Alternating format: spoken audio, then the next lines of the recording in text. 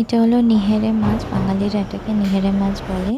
নিহেরে মাছের ঝাল বানাবার জন্য ফার্স্টে নিহেরে মাছটাকে জলে ভালো করে ধুয়ে নিতে হবে।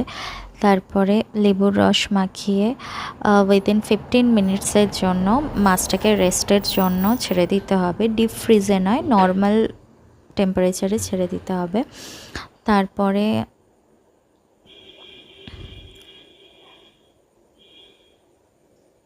তারপরে মাছটায় নুন হলুদ মাখাতে হবে।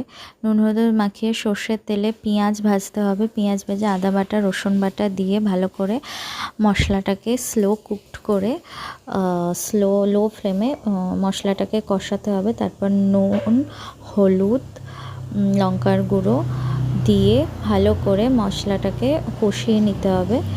কষিয়ে নেওয়ার পর ম্যারিনেটেড নিহেরে মাছটা দিয়ে দিতে হবে। নিহেরে মাছটা দেওয়ার পর নাড়াচাড়া করতে হবে ভালো করে, যাতে মাছ থেকে কাঁচা ভাবটা চলে যায় এবং মাছের যে ফ্লেভারটা আছে ওইটা ভালো করে বেরাবার পর স্লাইস কাঁচা লঙ্কা দিয়ে দিতে হবে।